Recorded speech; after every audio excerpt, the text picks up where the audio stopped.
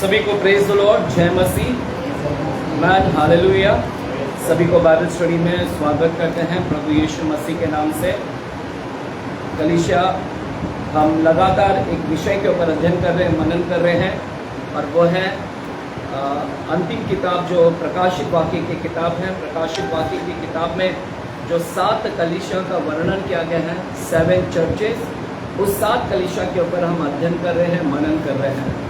Hallelujah. आपको याद होगा कि 7 कलीसिया क्या है। स्वयं यीशु मसीह का यह पत्र है। यीशु मसीह यूहन्ना के माध्यम से कलीसिया के दूतों तक यह लेटर पहुंचा रहा है। यीशु मसीह का स्वयं पत्र है। पवित्र आत्मा की अगुवाई से यूहन्ना को लेटर लिखने के लिए अनुग्रह प्रदान किया, और यूहन्ना के द्वारा कलीसिया के दूत तक, कलीसिया के लीडर तक ये लेटर पहुंचाया जा रहा है। तो कौन कौन सी कलीसिया है? 7 चर्चेस। इसका जिक्र, 7 चर्चेस का नाम क्या है? इफिसस की चर्च, दूसरा स्मुरना की कलीसिया, तीसरा पेरगामुन की कलीसिया, चौथा थुआतीरा की कलीसिया, पांचवा सरदीस की कलीसिया, छठवा फिलदिल्फिया की कलीसिया, और 7वां लौदीकिया की कलीसिया। अब तक हमने 4 कलीसिया के विषय के ऊपर हमने मनन किया है। इफिसस की कलीसिया, स्मुरना की कलीसिया, पेरगामुन की कलीसिया, थुआतीरा की कलीसिया। इन कलीसियाओं के ऊपर हमने अध्ययन अब तक किया है, 4 कलीसियाओं के। आज जो हम लोग अध्ययन करने जा रहे हैं वो है 5वां कलीसिया, 5वीं कलीसिया के ऊपर हम मनन करने जा रहे हैं। आइएगा, 5वां कलीसिया का नाम क्या है आज है जो प्रकाशित वाक्य की किताब 3रा अध्याय में जाएंगे।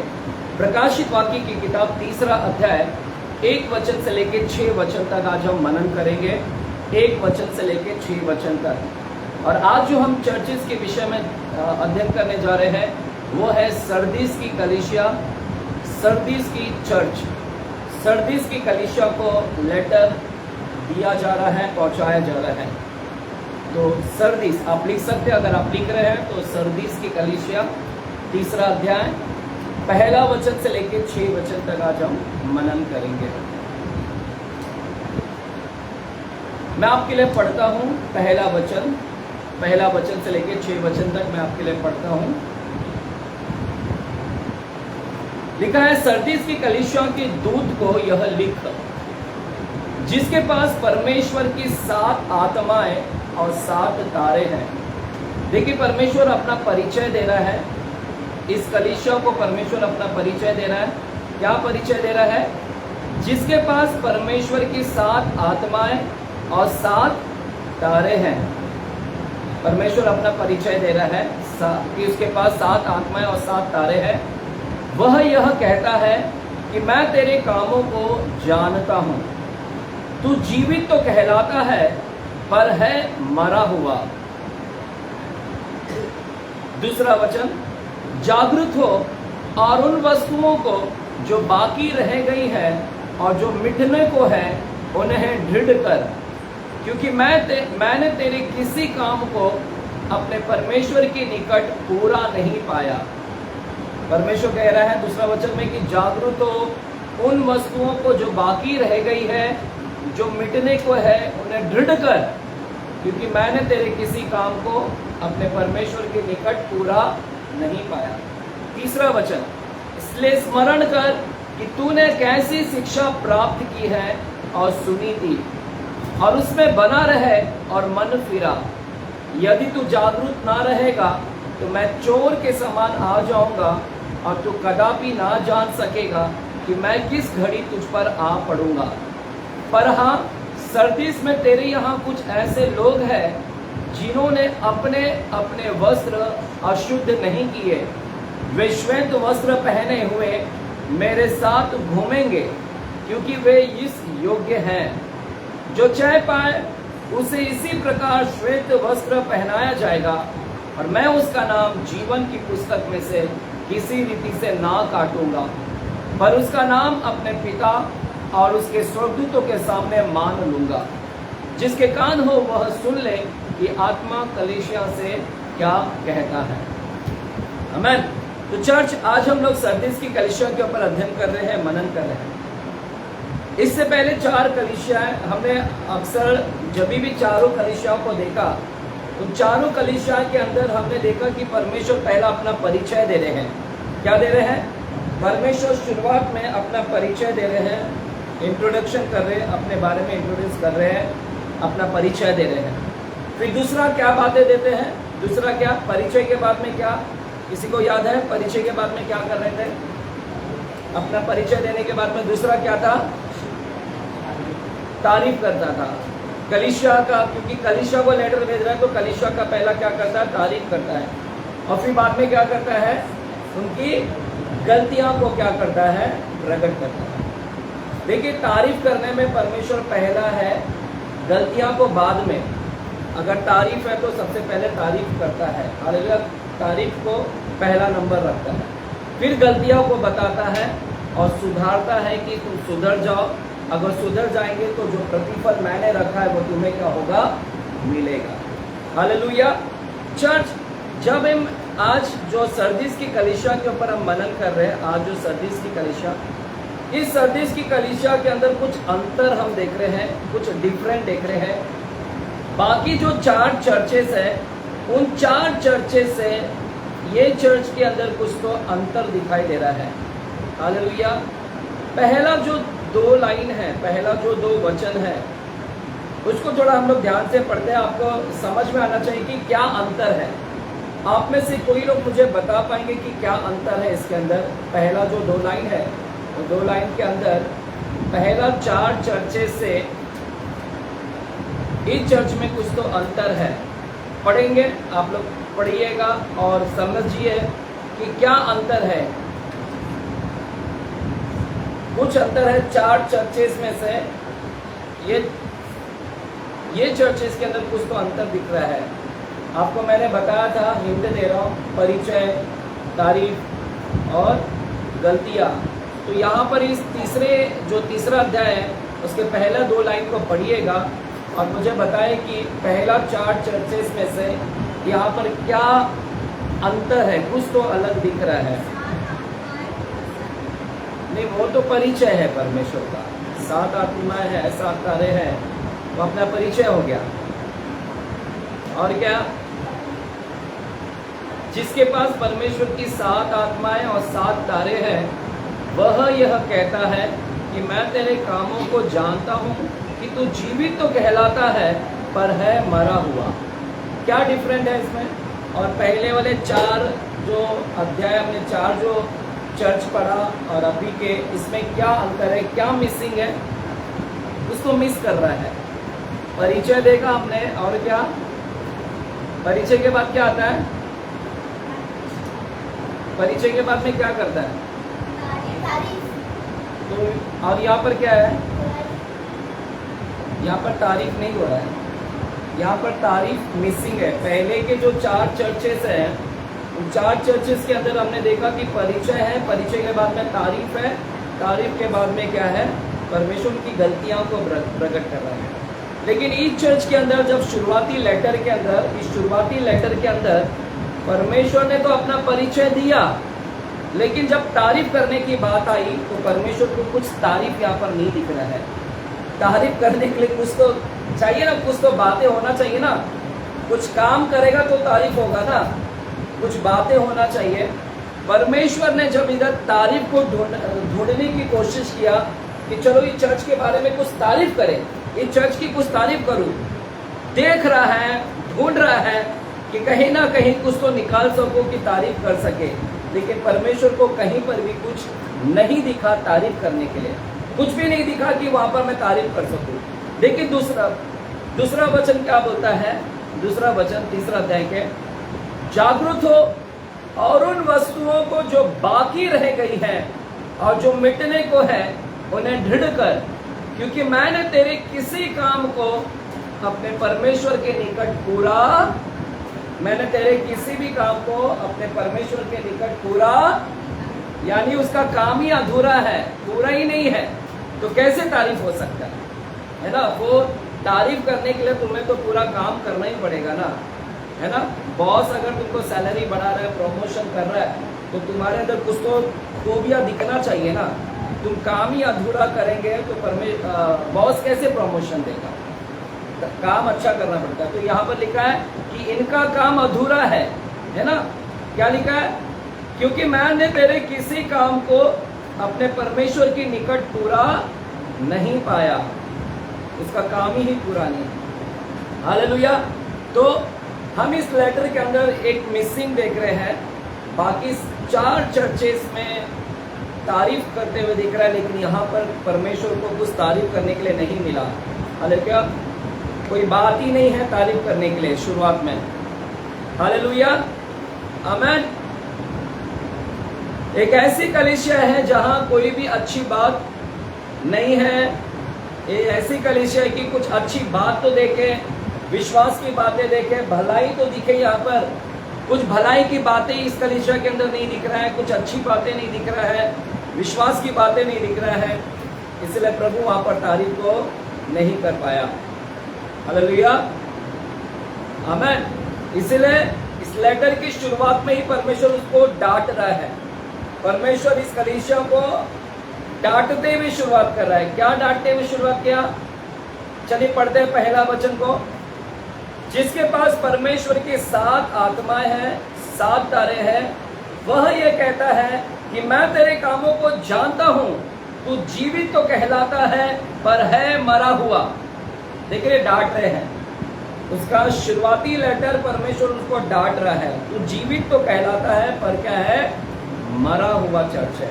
You are a dead church, है ना। तू अपने आप को जीवित कहलाता है परंतु क्या है? मरा हुआ कलीसिया है। हालेलुया। तो डांट से ही परमेश्वर उस कलीसिया की क्या कर रहा है? लेटर की शुरुआत डांट से ही कर रहा है। हालेलुया, आमीन। तो क्या मिसिंग है इस कलीसिया के अंदर? तारीफ नहीं है। तो कलीसिया आप लोग भी है, आप लोग भी कलीसिया है कि नहीं? हम स्वयं भी एक कलीसिया है ना। तो प्रभु आपके अंदर देखता रहेगा कि कुछ तो है क्या तारीफ करने के लिए, या आपके अंदर अधूरा ही देख रहा है ना। कुछ लोग ऐसे होते हैं जो काम हाथ तो डालते हैं लेकिन कभी पूरा नहीं करते, है ना। सब चीज में हाथ डालते हैं, इधर भी हाथ डालते हैं, उधर भी हाथ, लेकिन कोई भी काम परफेक्ट नहीं होता है।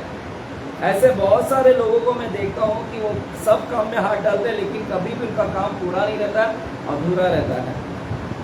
हालेलुया, आमीन। क्या है आप लोग यहाँ पर जोर से बोलेंगे? हालेलुया, आमीन। तो एक ऐसी कलीसिया को हम देख रहे हैं कि जिस कलीसिया का शुरुआत में परमेश्वर ने परिचय तो दिया, परिचय के साथ में डांट दिया वहां पर, लेकिन तारीफ करने के लिए कुछ भी नहीं था। इस कलीसिया के अंदर कोई अच्छी बात नहीं, कोई भलाई की बात नहीं। प्रभु देख रहा है, ढूंढ रहा है, कोशिश कर रहा है, लेकिन प्रभु को नहीं मिला। और परमेश्वर ने डांट फटकार लगाया वहां पर कि जीवित तो कहलाता है पर क्या है? मरा हुआ है। हालेलुया। इतना समझा आप लोगों को? अब दूसरी बातें है कि परमेश्वर ने अपना परिचय दिया। यहाँ पर क्यों परिचय दे रहा है? सरदीस की कलीसिया को अपना परिचय दिया। क्या परिचय दिया? क्या परिचय दिया? यहाँ पर क्या बता रहा अपने विषय में? क्या बोल रहा अपने विषय में परमेश्वर इस कलीसिया को? जिसके पास परमेश्वर की 7 आत्माएं हैं और 7 तारे हैं, वह यह कहता है। तो परमेश्वर इस चर्च को अपना परिचय दे रहे हैं। हालेलुया। लेटर की शुरुआत कैसा कर रहा है? अपना परिचय। परिचय में क्या बता रहे हैं? कि जिसके पास परमेश्वर की 7 आत्माएं हैं, 7 तारे हैं, वह यह कहता है। तो अपने विषय में बता रहा है कि मैं वो परमेश्वर हूं जिसके पास 7 आत्माएं हैं, और मैं वो परमेश्वर हूं जिसके पास में क्या है? 7 तारे हैं। हालेलुया। क्या आप लोग सुन रहे हैं क्या? आमीन। तो प्रभु ने क्या परिचय दिया अपना? कि मेरे पास में क्या है? 7 आत्माएं हैं और क्या है? 7 तारे हैं। मैं कह रहा हूं तुम चर्चेस से। क्यों प्रभु ने अपना परिचय ऐसा दिया? क्यों इस चर्च को याद दिला रहा है कि मैं वो 7 आत्माएं को, मैं वो परमेश्वर हूं जिसके पास 7 आत्माएं, 7 तारे? क्यों प्रभु अपना परिचय ऐसे दे रहा है? हालेलुया, आमीन। इसके पहले भी हमने 4 चर्चेस को देखा। वो 4 चर्चेस में भी प्रभु अपना परिचय दे रहे थे। क्यों क्यों अपना परिचय वैसा दिया? उन 4 चर्चेस में अलग अलग परिचय दिया, तो हमने उसका हिस्ट्री देखा, बैकग्राउंड देखा। बैकग्राउंड को परमेश्वर उस हिस्ट्री को याद करते हुए वो अपना परिचय दे रहे हैं, वो शहर को याद करके हुए अपना परिचय को दे रहे थे। हालेलुया। तो यहाँ पर भी परमेश्वर वो शहर को देखते हुए, उस नगर को देखते हुए अपना परिचय दे रहे हैं। हालेलुया। क्यों यहाँ पर परिचय दे रहे हैं? क्योंकि उसका बैकग्राउंड देखना है, अभी हमको इसका हिस्ट्री देखना है। सरदीस की कलीसिया का बैकग्राउंड देखना है। क्या देखना है? बैकग्राउंड। हालेलुया। आमीन। तो प्रभु उसका बैकग्राउंड, उसका हिस्ट्री देख रहा है, वो शहर का स्थिति देख रहा है। शहर की स्थिति को देखते हुए प्रभु इस कलीसिया को अपना परिचय दे रहे हैं कि मैं वो परमेश्वर हूँ जिसके पास में क्या है? 7 आत्माएं और 7। तो अभी इस शहर का, जो सरदीस की शहर है, उस शहर का हम बैकग्राउंड देखते हैं, उसका हिस्ट्री देखते हैं। हिस्ट्री देखेंगे तो समझ में आएगा कि प्रभु ने अपना परिचय क्यों दिया। जाएंगे अभी हिस्ट्री में, सरदीस की कलीसिया के बारे में देखेंगे। आमीन। पिछले हफ्ते का देखा आपने थुआतीरा की कलीसिया, किसी को याद है? थुआतीरा की कलीसिया कहां पर बसा हुआ था? हाँ, समतल भूमि पर, जहां पर कोई सिक्योरिटी नहीं था और दुश्मन आकर वहां पर अटैक करते थे। लेकिन रोमन एम्पायर लोग ने आकर वहां पर सेनाओं को तैनात किया, है ना। और जिनकी तलवार क्या थी? उनका तलवार, उनका हथियार था आग उनका। और फिर परमेश्वर अपना परिचय देता है कि मैं वो आग, है ना, जिसकी आंखें क्या आग है, जिसके पाँव उत्तम पीतल के समान है। तो पिछले हफ्ते हमने वो सब देखा था कि वहाँ पर प्रभु ने बोला जिसकी आंख आग की ज्वाला के समान है, वो परिचय दे रहा है वहाँ पर। हालेलुया। और यहाँ पर परिचय क्यों दे रहा है? अब इसका हिस्ट्री देखेंगे। हालेलुया। हमें इसका हिस्ट्री देखेंगे। चर्च यहाँ पर देखिएगा, जब मैं सरदीस को देखता हूँ, सरदीस एक ऐसा जगह, एक ऐसा सिटी है जो नदी के किनारे, है ना। ये जो सिटी है, ये जो सरदीस शहर है, ये शहर नदी के किनारे एक पहाड़ है। क्या है? पहाड़। उस पहाड़ पर बसा हुआ ये शहर है, ये पहाड़ पर बसा हुआ शहर है। हालेलुया। कहाँ पर बसा है? बोलिए, नदी के किनारे। कहाँ पर बसा ये शहर? नदी के किनारे एक पहाड़ है, और वो पहाड़ के ऊपर क्या है? ये शहर क्या है? वहां पर बसा हुआ है। पहाड़ है ना, पहाड़ पर बसा हुआ। उस पहाड़ के ऊपर एक चट्टान है। हालेलुया। चर्च, है ना, नदी है, नदी के किनारे पहाड़ है। वो नदी का नाम क्या है? हरमुस रिवर। कौन सा रिवर है? नदी का नाम क्या है? हरमुस रिवर। कौन सा है नदी का नाम? हरमुस रिवर। और वो नदी के अंदर सोना मिलता है। उस नदी के अंदर क्या मिलता है? सोना मिलता है। उसके मिट्टी के अंदर जब आप उस मिट्टी को खंगोलोगे, है ना, ये करोगे, तो नदी के अंदर सोना है बहुत सारे। तो सोना उस नदी के अंदर मिलता है, और उस नदी के किनारे ये पहाड़ है, और वो पहाड़ के ऊपर ये शहर बसा हुआ है। शहर कहाँ पर बसा है? पहाड़ के ऊपर। कहाँ पर बसा है? और उसके नीचे कौन सा रिवर है? हरमुस। क्या मिलता है उसके नीचे? तो सोचो, उसके बाजू में क्या है? पहाड़ है, और उस पहाड़ के ऊपर ये शहर बसा है। और पहाड़ के ऊपर, लेकिन पहाड़ के ऊपर भी चट्टान है। चट्टान समझते हैं? पत्थर का बड़ा चट्टान, है ना। मैंने डाउनलोड किया था, आप लोगों को भेजना भूल गया। पहाड़ के ऊपर चट्टान है ना। पत्थर जैसा रहता है चट्टान, देखिए पहाड़ के ऊपर ऐसे चट्टान है। मैं अभी बाद में थोड़ी देर में बताता हूँ आपको। पहाड़ के ऊपर क्या है? चट्टान है, और वो चट्टान के ऊपर बसा हुआ शहर है। पहाड़ तो है, लेकिन पहाड़ के ऊपर एक बड़ा पत्थर जैसा चट्टान है। और वो चट्टान की ऊंचाई कितनी है पता है? वो चट्टान की ऊंचाई लगभग 1500 फीट है, 1500 फीट। यानी 15 फ्लोर का बिल्डिंग। पहाड़ के ऊपर चट्टान है, वो चट्टान 1500 फीट का है, और वो 1500 के फीट के ऊपर ये शहर जाकर क्या हुआ है? नीचे क्या है? पहाड़ के ऊपर चट्टान है। चट्टान कितना ऊंचा है? 1500 फीट। और 1500 के फीट के ऊपर क्या है? जाकर ये क्या है? ये क्या बसा हुआ है? ये शहर, वो नगर वहां पर क्या हुआ है, बसा हुआ है। चर्च आप देख रहे हैं, हालेलुया है यहाँ पर, बोलेंगे हालेलुया। तो कहाँ पर बसा हुआ है, ये नदी के किनारे। वो नदी का नाम क्या है, हरमुस रिवर। और वो नदी में क्या मिल रहा है, सोना है, बहुतायत की सोना है। और उस नदी के किनारे पहाड़ है, पहाड़ की चट्टान पर बसा हुआ, यानी वो चट्टान के ऊपर रहने लायक जगह है, वो चट्टान के ऊपर निवास करने की जगह है। वो चट्टान समतल है, जब आप देखोगे वो चट्टान समतल है। क्या है, समतल है, बोलिए समतल, है ना। चर्च है आप लोग, है ना, इतना बड़ा पहाड़ जो पहाड़ के ऊपर पत्थर का ऐसा चट्टान है। देखा आप लोग ने कभी, नहीं देखा है, मेरे को दिखाओ एक मिनट, गूगल मोबाइल किसी का लाओ, गूगल खोल के दो। आप लोग, मैंने डाउनलोड किया था लेकिन मैं भूल गया उसको ये करना। नेट चालू बेटा, ना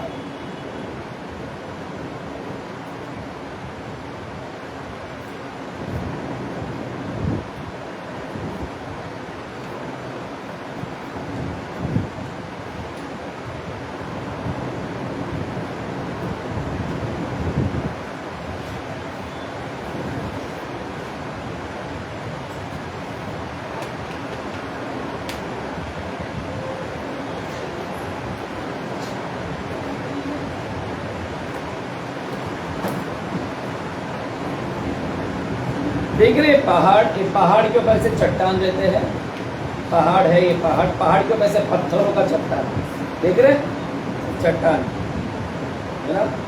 पहाड़ तो ये है, पहाड़ के ऊपर ऐसा पत्थर का चट्टान रहता है, वो चट्टान की मैं बात कर रहा हूँ, समझ रहे। अभी दिखा, ऐसे चट्टान रहता है पहाड़ के ऊपर, है ना। इसका एक अच्छा ये था मेरे पास फोटो, देख रहे हो, इसमें है, दिख रहा है तो पहाड़ के ऊपर ऐसा चट्टान, देख रहे चट्टान, पहाड़ के ऊपर ऐसे चट्टान, देख रहे पत्थर का। तो समझ रहे, पहाड़ तो ये है, तो पहाड़ के ऊपर ऐसा बड़ा से पत्थर का चट्टान, और वही पत्थर लगभग 1500 फीट है। और उस पत्थर के ऊपर मेरा समतल है, यानी रहने के लिए जगह है, समतल है, कि वहां पर एक नगर बस सकता है उस पहाड़ के चट्टान के ऊपर। तो ऐसे चट्टान के ऊपर क्या है, ये बसा हुआ है। हालेलुया, एक मिनट, 2 मिनट, है ना।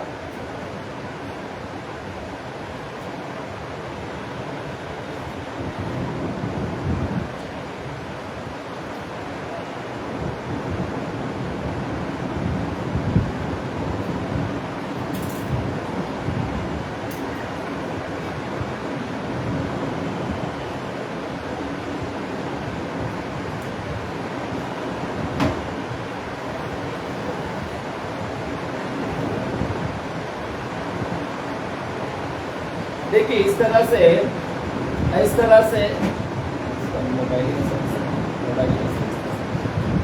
है ना। हालेलुया, आमेन। समझा आपको। तो कहाँ पर स्थित है, नदी के किनारे। नदी का नाम क्या है, हरमुस नदी। और वो नदी के अंदर सोना मिलता है, और नदी के बाजू में पहाड़ है, पहाड़ के ऊपर चट्टान है। वो चट्टान इतना विशाल है कि लगभग 1500 फीट है, समतल है, कि वहाँ पर एक शहर, एक नगर क्या हो सकती है, बस सकती है। तो वहाँ पर ये शहर बसा हुआ है।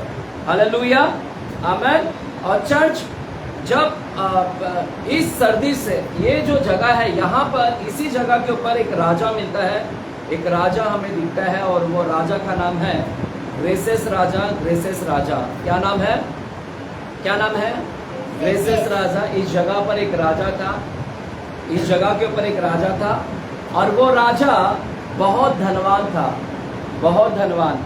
क्यों धनवान था, इतना धनवान कहाँ से हो गया, ये राजा इतना धनवान कैसे हो गया, हाँ, क्योंकि नदी था ना, वो नदी में से क्या निकालता था, वो नदी में से वो सोना निकालता था, क्योंकि उसके बाद नीचे क्या था, हरमुस रिवर था, हरमुस नदी के अंदर से वो क्या था, सोना मिलता था। तो वो सोना निकालते निकालते क्या हो गया, वो धनवान बन गया, और धनवानों की लिस्ट में उसका नाम आ गया। दुनिया में जितने भी धनवान थे, उन धनवानों की लिस्ट में इसका नाम आता है। हालेलुया। तो बड़े से बड़े धनवानों में इसका क्या था, नाम था। हालेलुया, आमेन। क्यों, क्योंकि उस नदी से उसको क्या है, उसने वो सोना को पाया और सोने की वजह से वो क्या हो गया था, धनवान हो गया था। हालेलुया। चर्च, ये राजा, इस राजा ने क्या किया पता है, ग्रेसियस राजा ने, क्योंकि इस राजा ने नदी में से सोना मिलता है, राजा धनवान हो गया है, और इस पहाड़ के ऊपर इसने क्या किया पता है, इसी राजा ने ये शहर को बसाया है। इसी राजा ने ये शहर को बसाया है, ग्रेसियस राजा ने, एक ग्रेसियस राजा ने इस शहर को बसाया, सरदीस शहर को। लगभग यीशु मसीह के पैदा होने से 400 साल पहले, यीशु मसीह के पैदा होने से 400 साल पहले, जिसको बोलते हैं 400 BC, 400 क्या बोलते हैं, BC। यीशु मसीह के जन्म से पहले ही 400 साल पहले ही ये ग्रेशियस राजा ने, इसने इस पहाड़ के ऊपर, चट्टान के ऊपर ये सरदीस शहर को क्या किया था, बसाया था। सिर्फ शहर को ही नहीं बसाया, बल्कि अपने लिए महल भी ऊपर ही तैयार किया। इसने अपने रहने के लिए भी महल कहाँ तैयार किया, इसने अपने लिए रहने के लिए भी महल उस पहाड़ के ऊपर क्या किया, तैयार कर रखा था। हालेलुया। तो अब इस जगह के ऊपर एक ग्रेशियस राजा है, और वो ग्रेशियस राजा ने क्या किया था, पहाड़ के ऊपर नगर बसाया, चर्च है ना, ये चर्च नगर बसाया, और वो नगर में उसी ने वहां पर अपना महल भी बनाया। और पता है, उस शहर के अंदर जाने के लिए, क्योंकि चट्टान पर बसा हुआ है, पहाड़ों पर बसा हुआ है, उस जगह के जाने के लिए, आने जाने के लिए एक रास्ता ही बनाया था इसने, एक ही रास्ता बनाया था। अगर आप देखोगे कि उस पहाड़ पर चढ़ने के लिए उसने एक ही रास्ता बनाया था जाने आने के लिए, कि आप लोगों को अगर जाना है तो उसी एक रास्ता से वहां तक जा सकते हैं। आने जाने के लिए उसने एक ही रास्ता बनाया था इस ग्रेशियस राजा ने। हालेलुया। तो चर्च, जब इसके बारे में हम पढ़ेंगे, इस राजा के बारे में, राजा बहुत ही घमंडी था। ये राजा बहुत ही क्या था, घमंड था, गर्व था। क्यों इतना घमंडी है, क्यों इतना गर्व है, मुझे बताओ क्यों इतना घमंडी था ये, घमंडी क्यों था, घमंड क्यों था इतना, आप बरोबर बोल रहे हैं, क्या था, क्यों इतना घमंड था, क्यों इतना गर्व था, क्योंकि पैसा है उसके पास, इट्स अ वेल्दी, इसीलिए उसको बोलते हैं, बहुत ही है ना, वेल्थ था उसके पास, पैसा था, सोना था, इसलिए धनवान हो गया था। ऑब्वियसली जब धन आता है तो क्या हो जाता है, व्यक्ति क्या हो जाता है, घमंडी हो जाता है।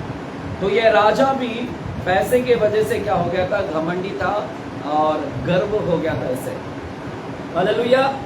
क्योंकि पैसा था, और शहर बसाया, नगर बसाया, अपने लिए महल बनाया, घर बनाया, है ना, सब कुछ उसके पास है, उसके पास में ना सब कुछ है, गर्व है, घमंड है।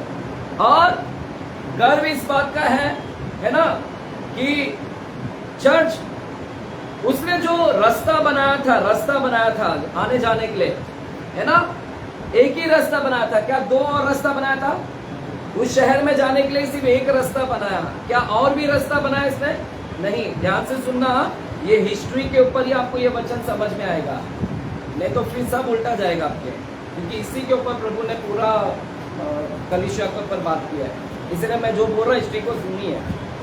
हालेलुया। तो एक ही रास्ता बनाया राजा ने, और वो जाने आने के लिए एक ही रास्ता। और देखिए, दुश्मन लोग अगर उस नगर को तहस नहस करना चाहते थे, शत्रु लोग, लेकिन अन्य राजा लोग भी कोशिश किया कि उस शहर को नाश कर दे, लेकिन कई राजाओं ने सफलता नहीं प्राप्त किया, कई राजा हार गए, कई राजा विजय नहीं हो पाए, उस शहर को नाश नहीं कर पाए, उस महल को नाश नहीं कर पाए, उस राजा को नाश नहीं कर पाए। हालेलुया। उस शहर को नाश नहीं कर, कई राजाओं ने लूटपाट करने की कोशिश किया, कि लूटने की कई कोशिश की, परंतु सफल नहीं हुए, विजय नहीं हुए, उस सिटी को हराने का, नाश करने की कोशिश की, अन्य राजाओं ने सफलता प्राप्त नहीं किया। क्या हो गया, सफलता क्यों नहीं उस शहर को क्यों नहीं नाश कर पाया, क्योंकि उस शहर तक पहुंचने के लिए एक ही रास्ता बनाया था, और उसी एक रास्ते से जाना पड़ेगा उस शहर तक, है ना, वहां पर। लेकिन अगर कोई राजा, यदि कोई दुश्मन लोग जाएंगे, तो यह जो राजा है, जो ग्रेसियस राजा है, इसने क्या किया था पता है? उसने उस एक रास्ते के ऊपर चप्पे चप्पे पर उसने अपना सेना खड़ा कर रखा था। चप्पे चप्पे पर, उस एक रास्ते पर उसने चप्पे चप्पे पर अपना सेना खड़ा किया था। और इसीलिए अगर कोई दुश्मन आएगा तो वो सेना उसको उधर ही क्या कर देगी? मार गिराएगी, नीचे ही मार गिराएगी। समझ रहे हैं चर्च? इसीलिए कोई दुश्मन वहां तक प्रवेश नहीं कर सकता था, क्योंकि एक ही रास्ता है। अगर उस रास्ते से अगर जाएंगे तो चप्पे चप्पे पर क्या है? सेना खड़ा कर रखा था इस ग्रेशियस राजा ने। तो अगर कोई दुश्मन जाएगा तो ग्रेशियस राजा के सेना उसको वहां पर ही क्या करेंगे? मार गिराएंगे। तो देख रहे कितना घमंड था इसको ये राजा इतना घमंड था कि मुझे कोई राजा लोग नहीं मार सकते। इसके अंदर घमंड था कि मुझे कोई अन्य राजा लोग नहीं मार सकते। इसके अंदर घमंड था कि मैं जीऊंगा, मुझे कोई नहीं मार सकता। हालेलुया, मैं जीवित रहूंगा, मुझे कोई नहीं मार सकता। हालेलुया, मैं जीवित रहूंगा, मुझे कोई नहीं मार सकता, मुझे कोई अटैक नहीं कर सकता। मेरे पास बहुत पैसा है, मैं जीवित रहूंगा, मेरे पास बहुत कुछ है, मेरे पास नगर है, मेरे पास शहर है, गढ़ वाला नगर है, महल है, सेना है, और कोई मुझे मार नहीं सकता। तो ये इसीलिए ये सब क्या है? घमंड में था, घमंड में जी रहा था। ये पैसे की घमंड, सेना की घमंड, कोई उसको मार नहीं सकता क्योंकि चप्पे चप्पे पर सेना खड़ा कर रखा है। तो इसको हरा कोई नहीं सकता, विजय नहीं, हरा नहीं सकता, लूट नहीं सकता। इसलिए इसको अपने ऊपर क्या था? घमंड था, एक प्रकार का गर्व था इसके ऊपर। हालेलुया, आमीन है मेरे साथ में? क्या स्टोरी समझ रहे हैं? जो लेट आए हैं आप समझने की कोशिश कर रहे हैं, प्रभु आपसे बातें कर रहे हैं। तो चर्च समझ रहे हैं क्या? तो अभी आपको मैं एक बार फिर से बैकग्राउंड बताता हूं, क्यों परमेश्वर ने अपना परिचय ऐसा दिया कि मेरे पास में 7 आत्माएं और 7 तारे हैं। क्योंकि ये जो सरदीस नगर है नदी के पास में बसा हुआ है, नदी के बाजू में बसा हुआ, और वो नदी में सोना है बहुत कुछ। और वहां का राजा सोना पाकर बहुत धनवान हो गया था, और उसी राजा ने उस पहाड़ के ऊपर क्या किया था? शहर बसाया, जो पहाड़ के चट्टान पर बसा हुआ है, समतल है ना, एकदम वहां पर बसा हुआ। तो राजा धनवान हो गया था, धनवानों की लिस्ट में उसका नाम था। आज धनवानों की लिस्ट में किसका नाम है? आज धनवानों की लिस्ट में किसका नाम है? अगर जब धनवानों की बात करें तो किसका नाम आता है? और किसका? Adani, Elon Musk, Bill Gates, Adani, Ambani, है ना, ये सब का मैं क्योंकि धनवानों की लिस्ट में उसका नाम। तो उसी प्रकार इसका भी धनवानों की लिस्ट में इसका नाम आता था। जब भी बोला जाए कि दुनिया में धनवान कौन, तो इसका नाम आता था, ये इस ग्रेशियस राजा का। तो इतना बड़ा धनवान था, लोगों के जुबान पर इसका नाम आता था। जैसे आज अडानी अंबानी का नाम आता है, वैसे ही इन लोगों के जुबान पर इसका धनवानों के नाम आता। तो अपने धन को लेकर गर्व था, सेना को लेकर गर्व था, मारेंगे नहीं, कोई मार नहीं सकता, कोई इसको हरा नहीं सकता, जीवित रहेगा। और ऐसी स्थिति में परमेश्वर ने अपना क्या दिया? परिचय दिया। क्या दिया? परिचय दे रहा है, इनडायरेक्टली कलीसिया को बता रहा है, उस राजा को ध्यान में रखते हुए, वो जो राजा कह रहा है, वो जो राजा है उसको ध्यान में रखते हुए परमेश्वर अपना परिचय दे रहे हैं। उस शहर को ध्यान में रखते हुए प्रभु अपना परिचय दे रहे हैं। राजा क्या था? गर्व था, घमंड था, पैसों को लेकर कि मेरे पास बहुत पैसा है, मेरे पास बहुत धन है। तो परमेश्वर उसको मद्देनजर रखते हुए यहाँ पर बात कर रहे हैं, अपना परिचय दे रहे हैं। हालेलुया। ये राजा बोलता है ये नगर मैंने बसाया है, मेरा नगर है, ये शहर मैंने बसाया है, शहर मेरा है, पैसा मेरा है ना, कोई मुझे नहीं मार सकता, मैं जीवित रहूंगा, कोई मुझे अटैक नहीं कर सकता, है ना। तो अपने लाइफ को लेकर भी बहुत गर्व महसूस कर रहा था कि मुझे कोई नहीं मार सकता। हालेलुया। तो परमेश्वर ने वो सारे ध्यान में रखते हुए अब प्रभु अपना परिचय दे रहे हैं, और परमेश्वर कलीसिया को क्या बता रहे हैं? कलीसिया को बोल रहे हैं कि मैं वो परमेश्वर, मैं जिसके पास परमेश्वर की क्या है? 7 आत्माएं।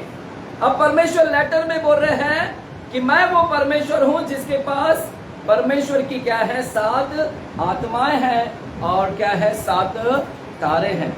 हालेलुया, वह यह कहता है। तो प्रभु अपना परिचय कैसे दे रहे हैं? उस चीज को ध्यान में रखते हुए, वो राजा को ध्यान में रखते हुए, वो राजा जो घमंडी है पैसों को लेकर कि पैसा मेरा है, शहर मेरा है, नगर मेरा है, जीवन मेरा है, जीवन को कोई अटैक नहीं कर सकता, उसको ध्यान में रखते हुए प्रभु बोल रहे हैं कि मैं वो परमेश्वर हूं जिसके पास में क्या है, 7 आत्माएं और क्या है, यानी हे राजा, तू जो सोच रहा है कि धन तेरा है, हे राजा तू जो सोच रहा है कि धन मेरा है, हे राजा तू जो सोच रहा है कि ये नगर मेरा है, हे राजा तू जो सोच रहा है कि ये सारी चीज मेरी है, हालेलुया, हे राजा, अब सुन परमेश्वर क्या कह रहा है। परमेश्वर कह रहा है कि मैं वो परमेश्वर हूं जिसके पास में क्या है, 7 आत्माएं हैं। यानी मैं 7 का मतलब पता है, 7 का यानी 7 आत्माएं और 7 क्या है, तारे। 7 का मतलब क्या पता है ना आपको? 7 का मतलब परिपूर्णता, संपूर्णता, कंप्लीटनेस। यानी मैं वो कंप्लीट, वो मैं संपूर्ण परमेश्वर, मैं वो परिपक्व परमेश्वर, मेरे हाथ में 7 आत्माएं हैं। यानी सारी मानव जाति की यानी आत्माएं मेरे हाथ में है। तू जो जिंदा है, हे राजा, तू जो सोच रहा है कि तुझे कोई अटैक नहीं कर सकता, तुझे कोई मार नहीं सकता, जीवन तेरे हाथ में है, तुझे लग रहा है कि तू अपने जीवन को बचा लेगा। हे राजा, मैं वो परमेश्वर हूं जिसके हाथ में पूरी मानव जाति की आत्मा मेरे हाथ में है। पूरी मानव जाति की आत्मा, संपूर्ण मानव जाति की आत्मा, यानी इंसानों की आत्मा किसके हाथ में है? परमेश्वर के हाथ में। तू जो गर्व कर रहा है अपने लाइफ को लेकर, अपने कि तू जिंदा रहेगा, तू बचा रहेगा, तू सुन, तू बचा नहीं सकता। हालेलुया, मेरे हाथ में वो सब कुछ है, मैं वो परमेश्वर हूं, मेरे हाथ में इंसानों की क्या है, आत्मा है।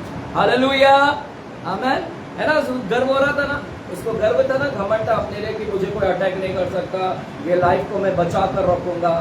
लेकिन उसको मालूम नहीं कि लाइफ इसका नहीं है, लाइफ किसका है, परमेश्वर का। आपकी भी जीवन प्रभु के हाथ में है।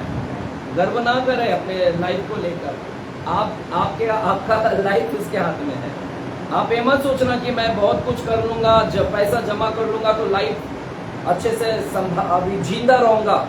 नहीं, प्रभु के हाथ में है आपका लाइफ। आपका धन दौलत भी आपको बचा नहीं पाएगा। हालेलुया, आमेन। आपको याद है वो स्टोरी? याद है बाइबल में एक स्टोरी था, एक ने अपना फसल बहुत लाया, फसल जब रखने के लिए जगह नहीं थी तो अपने बखाड़ी क्या बोलते हैं उसको, उसने और जगह बड़ा कर दिया और इतना धन सब है ना, फसल रखा, धन हो गया था। पता है स्टोरी, बाइबल में स्टोरी है।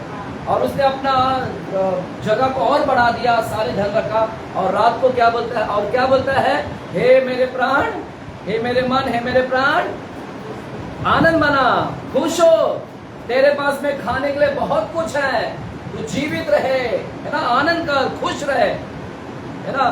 कितना उस आदमी को क्या लग रहा था कि मेरे पास में अभी बहुत है, पैसा है, धन है, दौलत है, खाने के लिए है। हे मेरे मन, आनंद कर, है ना, चिंता मत कर।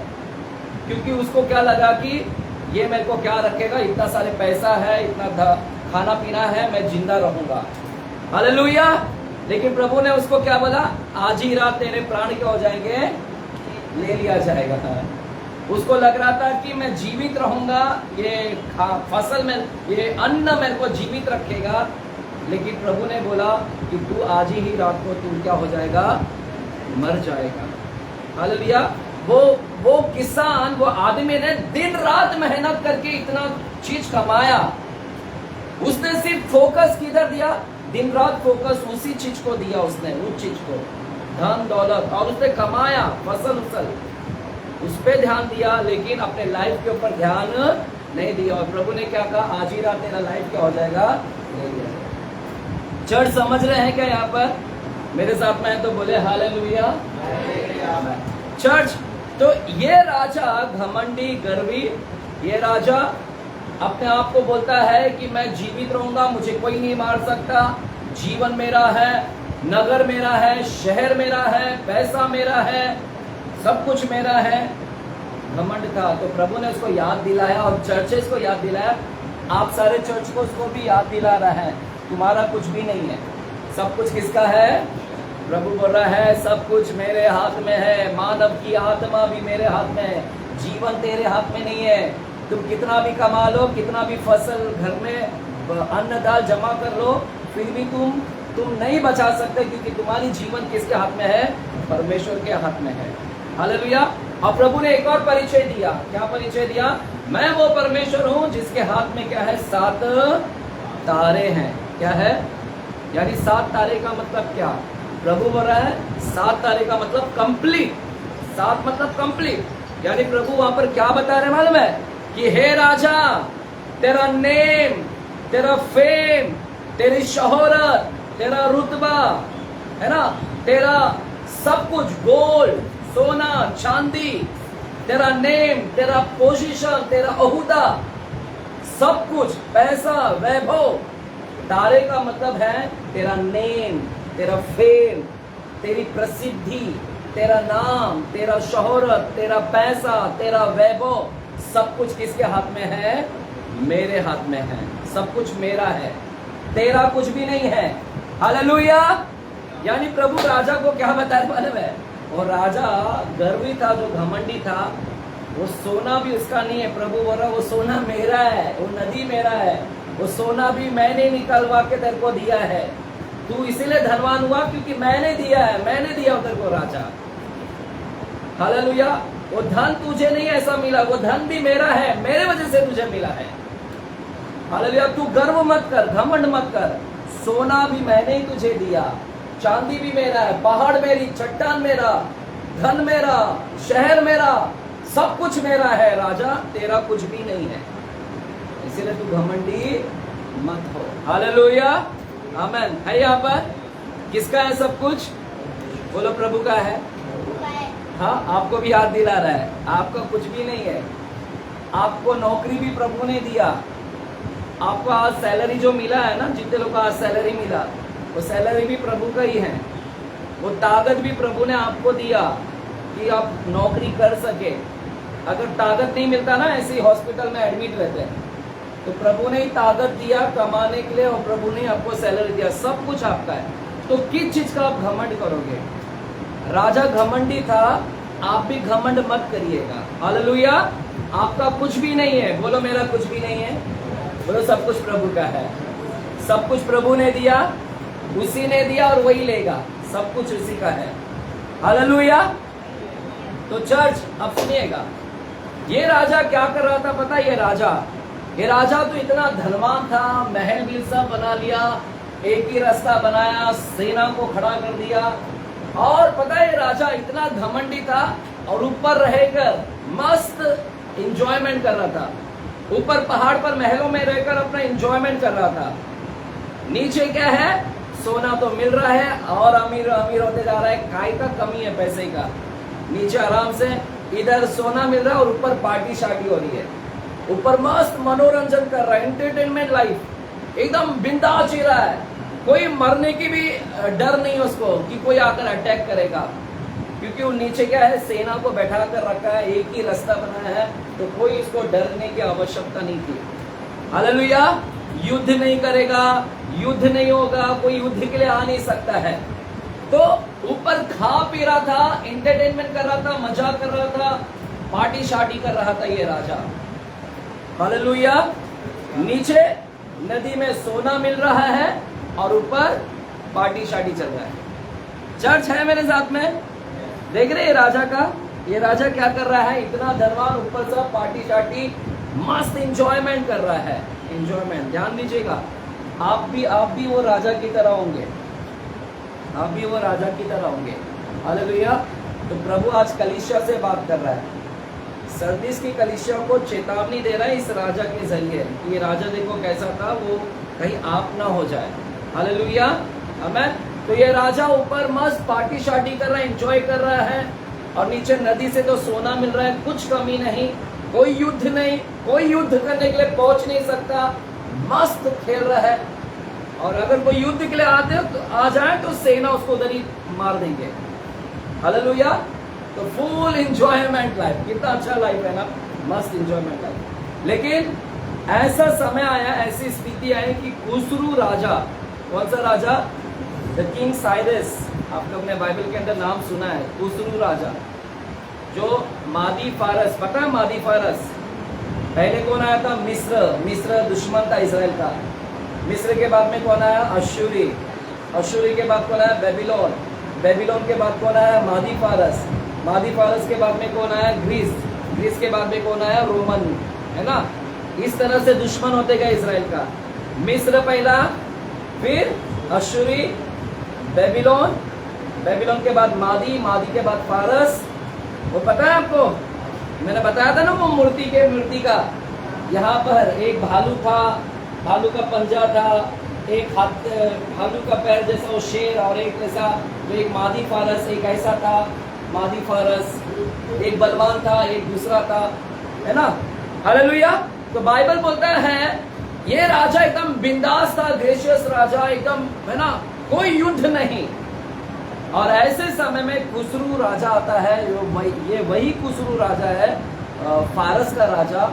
फारस का राजा जो है ना अलग अलग राज्य को जीत रहा था, वो अलग अलग राज्य को जीत रहा था, दुनिया को जीत रहा था। और वो राजा कहां पर आया पता है? सरदीस के यहाँ पर आया। सरदीस, खुसरू राजा कहां पर आया? अभी सरदीस के यहाँ पर आया। और इस राजा ने क्या किया पता है? इस राजा ने हालेलुया क्या किया पता है? इस राजा ने सरदीस को घेर लिया। सरदीस की जगह को क्या कर लिया? चारों तरफ से क्या कर लिया? घेर लिया। हालेलुया, आमेन। है ग्रेशियस राजा ऊपर एकदम एंजॉय कर रहा है ना, मस्त पार्टी शार्टी कर रहा है, कोई डर नहीं, कोई खौफ नहीं, नीचे से कोई सेना आ नहीं सकती है, कोई उसको हरा नहीं सकता, कोई मार गिरा नहीं सकता, मस्त एंजॉयमेंट कर रहा है। और ऐसे समय में खुसरू राजा है, ये वही खुसरू राजा है जो दुनिया को जीतते हुए आ रहा है, कई राज्यों को जीतते जीतते जीतते वह कहां पर आया? खुसरू राजा सरदीस के वहां पर आया। और सरदीस को क्या कर लिया? इसने घेर लिया। सरदीस की जगह को क्या कर लिया? इसने घेर लिया। हालेलुया। क्यों घेर लिया? क्यों घेर लिया? ताकि लोग आ जा ना सके।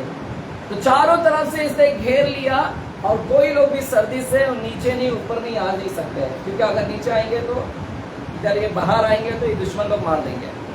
तो लोगों का आना जाना बंद हो गया, ऊपर से आना जाना बंद हो गया। और ये चारों तरफ से क्या कर लिए? घेर लिए हैं ये खुसरू राजा। और व्यापार भी बंद हो गया, व्यापार भी ठप सा हो गया, क्योंकि व्यापार भी अब नहीं हो रहा है। हालेलुया, आमेन। चर्च ध्यान से सुनना, है ना, सब चीज बंद हो गया। लेकिन ग्रेशियस राजा को फर्क हुआ क्या? ग्रेशियस राजा को कुछ फर्क नहीं गिरा। ये खुसरू राजा कितने दिन तक घेर कर रखा था, कितने दिन तक चारों तरफ से ना घेर कर रखा था, सरदीस की जगह को चारों तरफ से पहरा बैठा कर रखा था, कितने दिन तक बैठा कर रखा। लेकिन ऊपर ग्रेशियस राजा, उसको कुछ फर्क नहीं गिर रहा है। फर्क गिर रहा है क्या उसको? इधर व्यापार बंद है, व्यापार बंद है, लोगों का आना जाना बंद है, लेकिन उसको कुछ फर्क नहीं गिर रहा है ऊपर। क्यों नहीं फर्क गिर रहा है? वो बोलता है भाई देखो, जितना और दिन रहना है रह ले, कब्जा है ना, पहरेदारी और करना है कर, हमको कुछ फर्क नहीं गिरता है। क्यों नहीं फर्क गिर रहा है? क्योंकि ये राजा ने ऊपर इतना कमा कर रखा है, उसको पैसा इतना भरपूर है, पैसा है, राशन पानी पहले से इतना जमा कर रखा है कि अन्य कितने साल तक वो खिला सकता है उसके लोगों को, वो लोगों को खिला सकता है, खुद भी खा सकता है, नीचे कितना भी पहरा बैठा कर रखो, लेकिन उस राजा को कुछ फर्क नहीं गिरता, क्योंकि राजा ने इतना सब कुछ जमा कर रखा है। इसलिए तो वो राजा बोलता है, हे मेरे मन, खा पी और आनंद कर, तुझे डरने की जरूरत नहीं है। हालेलुया। है यहाँ पर, है यहाँ पर, देख रहे ऊपर मस्त, चिंता ही नहीं, कुछ चिंता नहीं, इधर की घेरे हुए है, मस्त लाइफ एंजॉय कर रहा है ना, क्योंकि खाना पीना सब कुछ रखा है ना, इसलिए उसको पूरी किसी बात की चिंता नहीं, मस्त एंजॉय कर रहा है, पार्टी शार्टी कर रहा है। हालेलुया, आमेन। तो इस तरह से वो ऊपर था, हालेलुया। और कितने दिन तक वहां पर, है ना, उसको खौफ नहीं था चर्च, उसको अपने लाइफ को लेकर चिंता भी नहीं था। उसको लग रहा था कि मैं बच जाऊंगा, मेरे सेना है, बचा लेंगे, है ना, मैं मरूंगा नहीं, जिंदा रहूंगा। तो बेखौफ जी रहा था ऊपर, हालेलुया, है ना। पार्टी शार्टी में बिजी था, लेकिन अपने लाइफ के बारे में कोई चिंता नहीं, अपने लाइफ के बारे में कोई ध्यान नहीं दे रहा है, सिर्फ पार्टी शार्टी में एंजॉयमेंट कर रहा है, हालेलुया। अपने लाइफ के बारे में कोई चिंता नहीं है, लापरवाही। और आखिरकार क्या हुआ पता है? आखिरकार क्या हुआ पता है? वो खुसरू राजा जो घेर कर रखा था, उसने जो पहरे बैठा कर रखा था, उस पहरे में से एक पहरेदार, अब सुनो स्टोरी, यहाँ से शुरू होती है अभी कैसा। वो राजा को कोई नहीं मार पा रहा था ना, सर्दिस के राजा को, ग्रेशियस राजा को कोई नहीं मार पा रहा था, लेकिन खुसरू राजा का जो पहरेदार था, एक पहरेदार ने कुछ नोटिस किया। एक पहरेदार ने कुछ नोटिस किया। क्या नोटिस किया पता है? उसने नोटिस किया कि ये जो चट्टान है, पहाड़ के ऊपर जो चट्टान है, उस चट्टान में से दरार है। क्या है? क्रैक है। क्या है? क्रैक है। बोलो क्रैक है, दरारें हैं चट्टान के अंदर। छोटा मोटा दरारें नहीं है कि ऐसा छोटा मोटा, यानी बड़ा दरारें है। उसको बड़ा, एक व्यक्ति घुस सकता है अंदर, उस चट्टान के अंदर कोई व्यक्ति घुस सकता है। तो खुसरू राजा का एक सेना ने नोटिस किया कि एक बड़ा दरार है, उसके अंदर कोई व्यक्ति जा सकता है। तो ये सेना ने जाकर खुसरू राजा को बोला, खुसरू राजा मुझे एक दरार दिखा है, हम लोग जाते अंदर जाएंगे और देखेंगे कि दरारें कहाँ तक जा रही है, ये जो दरारें है कहाँ तक जा रही है, ये जो फटा हुआ है कहाँ तक फटा हुआ है, इसको देखेंगे हम लोग। तो खुसरू राजा ने बोला जाओ और पता लगाओ। हालेलुया, है यहाँ पर चर्च, देख रहे हैं, है यहाँ पर। ऊपर क्या कर रहा है? ग्रेशियस राजा ऊपर क्या कर रहा है? ग्रेशियस राजा ऊपर क्या कर रहा है? हाँ, मास पार्टी शार्टी। उसको डर ही नहीं अपने लाइफ का, अपने लाइफ का कोई फिक्र नहीं है, चिंता नहीं, लापरवाही मस्त एकदम, क्योंकि उसको लग रहा है कि इधर मेरे को बचा लेंगे लोग, है ना। मस्त इंटरटेनमेंट, फुल इंजॉयमेंट, कोई दुश्मन का कुछ नहीं। लेकिन उसको मालूम नहीं कि इधर दुश्मन लोग ने देख लिया क्रैक, और जैसे ये क्रैक को देखा, ये खुसरू राजा और उनके सेना लोग अंदर गए, और जब अंदर गए, वो क्रैक है ना, देखिए क्रैक ऐसा ऊपर तक रहता है सर, फटा रहता है सर। तो ये लोग ने ऐसा देखा और भी ये लोग ने खुदाई किया उसको, और भी वो जो क्रैक था, दरार था, ये लोग ने खोदा वहां पर, राजा लोग ने, खुसरू राजा। और वो खोदते खोदते पता है वो दरारें कहाँ तक गई थी? वो दरारें सीधे राजा के महल में गई थी। वो जो राजा ने अपना महल ऊपर बनाया था ना, उसके बेडरूम में निकला था वो जो दरारें है ना, वो दरारें सीधे उसके बेडरूम की ओर जा रहा था। और एक खुसरू राजा, ये लोग सब ने दरारें को और दरारें खोदते खोदते सीधे मालूम पड़ा कि वो राजा के महल के बेडरूम में निकला हुआ हो। और पता है, ये खुसरू राजा और उसकी सेना महल के अंदर प्रवेश कर लिए, बेडरूम में प्रवेश कर लिए। और वो जो राजा एकदम बिंदास जी रहा था, एकदम ना, कोई दूसरा राजा नहीं मार पा रहा था, और बिंदास जी रहा था। अब देखो, खुसरू राजा उसकी सेना लोग ने वहां पर आकर उसके बेडरूम में घुसकर उसको पकड़ लिया, और पकड़कर उसको क्या किया? उसको मार दिया, उसके शहर को क्या कर दिया? तहस नहस कर दिया। चर्च देख रहे हैं, एक छोटा सा क्रैक ने क्या काम किया ना, काम किया कि नहीं? एक छोटा सा दरारे, एक छोटा से दरारे ऊपर मस्त था, एंजॉय कर रहा है, कोई फिक्र नहीं, कोई अपने लाइफ के लिए कोई चिंतित नहीं है। हालेलुया, आमेन। चर्च है मेरे साथ में, आमेन, है ना।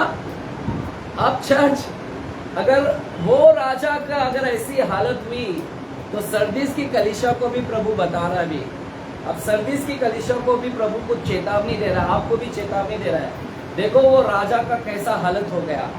वो राजा, इसलिए प्रभु ने कुछ बोला, हालेलुया चर्च, इसलिए प्रभु ने यहाँ पर 3 अध्याय में कुछ बोला। चलिए पढ़ते हैं, 3 अध्याय को वापस से पढ़ते हैं, पहला वचन से मैं पढ़ता हूँ वापस से। प्रकाशित वाक्य 3 अध्याय पहला वचन से लिखा है, जिसके पास परमेश्वर की 7 आत्माएं हैं और 7 तारे हैं, है ना। क्यों बोला 7 आत्माएं? क्योंकि मेरे पास वो आत्मा है, मनुष्य का जीवन मेरे हाथ में है, मनुष्य का नेम फेम सब मेरे हाथ में है। राजा तू क्या घमंड कर रहा है? हालेलुया। तू जीवित तो कहलाता है पर है मरा हुआ। जागरूक हो। क्या बोला परमेश्वर ने उसको? कलीसिया को क्या बोल रहा है? जागरूक हो। चर्च यही है मेन, ये जो शब्द है ना, यही मेन है इसलिए देखा, जागरूक हो। इसीलिए इसको एक नाम दे सकते हैं, बी वॉचफुल, बी केयरफुल, है ना। ये नाम है, ये टॉपिक दे सकते हैं। अगर किधर आपको प्रचार करने का तो इस बोल सकते हैं, उस टॉपिक का नाम दीजिए बी वॉचफुल, यानी जागरूक हो, केयरफुल हो, सावधान हो, ध्यान में रहे। और सरदीस की कलीसिया को प्रभु चेतावनी दे रहा है, हे कलीसिया लेटर लिख रहा हूं तुम्हें, मेरे पास आत्मा है, तुम सावधान रहो, जागरूक रहो। तुम जीवित तो हो पर मरे हुए हो। तुम उस राजा की तरह जीवित हो लेकिन मरे हुए हो। हालेलुया। वो राजा का जैसा हश्र होगा तुम्हारा नहीं होना चाहिए। वो राजा जो मस्त एकदम जी रहा है, पार्टी शार्टी कर रहा है, लेकिन अंदर से वो क्या है, अपने लाइफ का वो ध्यान नहीं दे रहा था। अपने भीतरी, समझ रहे, अपने भीतरी लाइफ को ध्यान नहीं दे रहा था। वो बाहरी लाइफ में एंजॉय कर रहा है मस्त, अपने लाइफ के ऊपर ध्यान नहीं दिया, चौकस नहीं रहा, अपने लाइफ को जागरूक नहीं रहा, अपने लाइफ के लिए केयरफुल नहीं था, अपने लाइफ की ओर ध्यान नहीं दिया उसने। समझ रहे चर्च? वो राजा ने गलती किया कि वो राजा ग्रेशियस राजा ने, ग्रेशियस राजा सिर्फ बाहरी नगर शहर वो सब में ध्यान दिया, पैसा बाहरी चीज को, लेकिन अपने लाइफ के उधर उसने ध्यान नहीं दिया और आखिरकार अपने लाइफ को गवा दिया। हालेलुया। तो चर्च आज प्रभु आपको भी बोल रहा है, जागरूक हो, यानी केयरफुल हो। आपको बोल रहा है ना, बोली मुझे बोल रहा है। आप वो कौन है? आप वो राजा है, आप ही वो राजा है। वो राजा कोई और नहीं, आप है। वो राजा की तरह आप भी मस्त एंजॉय कर रहे हैं, बाहरी लाइफ को मस्त एंजॉय कर रहे हैं, संसार की दुनिया में मस्त संसार में लिप्त है, लेकिन अपने भीतरी लाइफ के उधर ध्यान नहीं दे रहे हैं, है ना। अपनी आत्मा की ओर उधर ध्यान नहीं दे रहे हैं। अपनी आत्मा, तुम्हारी आत्मा नाश हो रही है, उसके उधर ध्यान नहीं दे रहे हैं। आज बहुत सारे मसीह लोग चर्च में आते हैं, लेकिन बाहर में सब कुछ करते हैं, बाहर का सब रंग रलिया मनाते हैं और अपने लाइफ के उधर ध्यान नहीं देते कि वो लाइफ नाश होते जा रहा है। हालेलुया। ये राजा ने भी अपने लाइफ के ऊपर केयरफुल नहीं रहा और आखिरकार एक दरार ने, एक क्रैक ने उसके लाइफ को मार गिराया। एक दरार ने उसके लाइफ को मार गिराया। चर्च, अगर आप भी बाहरी चीज में ही अगर व्यस्त है, बाहरी, समझ रहे, बाहरी को दिखा रहे, बाहरी, और अंदरूनी के ऊपर ध्यान ही नहीं दे रहे हैं, हालेलुया, एक दरार आपको भी मार गिराएगा। अगर आप ध्यान नहीं दोगे तो एक दरार आपको भी मार गिराएगा। वो एक दरार काफी है। एक दरार मतलब एक छोटा सा पाप, एक छोटा सा पाप दरार, एक छोटा सा पाप भी आपको मार गिराएगा। इसलिए ध्यान दो, अपने अंदरूनी लाइफ को ध्यान दो। हम बाहर को बहुत ध्यान दे रहे हैं। हालेलुया। बाहर भक्ति दिखा रहे हैं, लेकिन अंदर से पूरा शैतान भरा हुआ है। बाहर हालेलुया कर रहे हैं, बाहर सेवा कर रहे हैं, बाहर अच्छा अच्छा बोल रहे हैं, लेकिन अंदर से सब गंदगी भरा हुआ है। हालेलुया, है ना। बाहर सीमेंट, वो ना,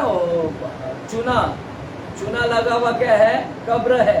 सफेद चूना लगा हुआ कब्र है, लेकिन कब्र के अंदर क्या है? सड़ा गला कंकाल है।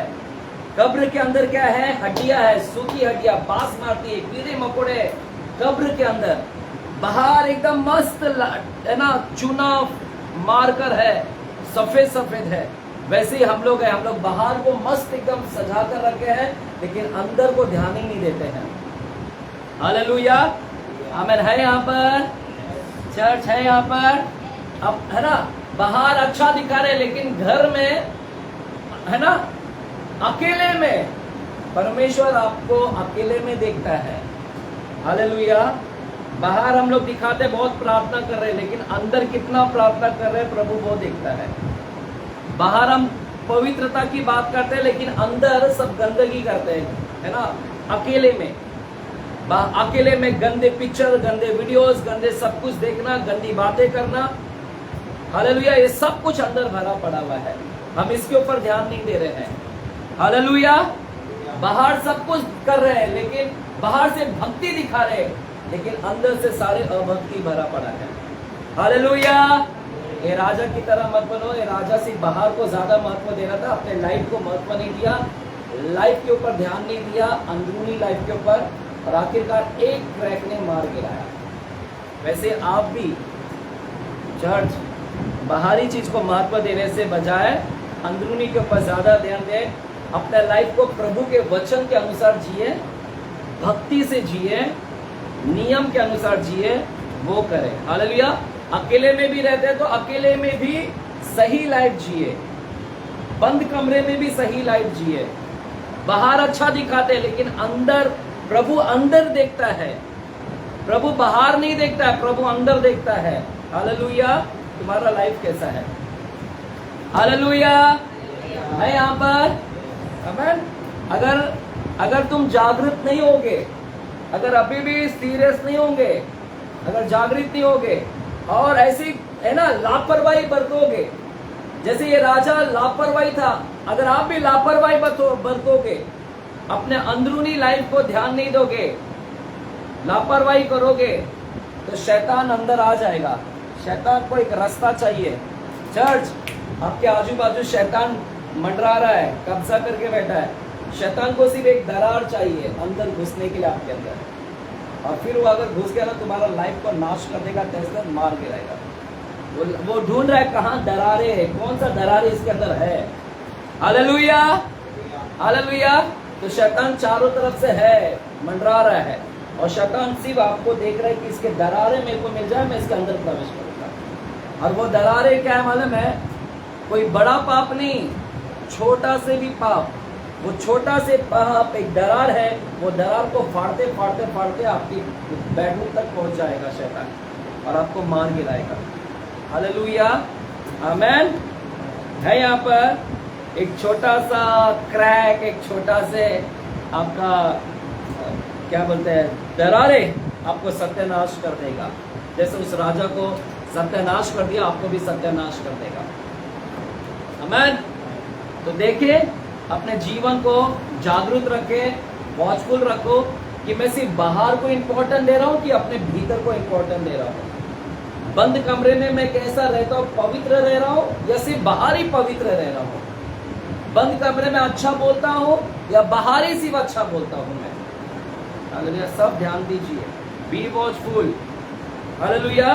देखिए, प्रभु ने इसीलिए बोला ना इस किताब में, सरदीस की कलीसिया को क्या बोला? दूसरा वचन, जागरूक हो और उन वस्तुओं को जो बाकी रह गई है और जो मिटने को है ढूंढ कर, है ना चर्च, है ना, बहुत कम समय बचा है, इसलिए ढूंढ कर जो बाकी रह गई है, अभी भी जो परफेक्ट नहीं हुआ है, जो बाकी है उसको ढूंढ करो।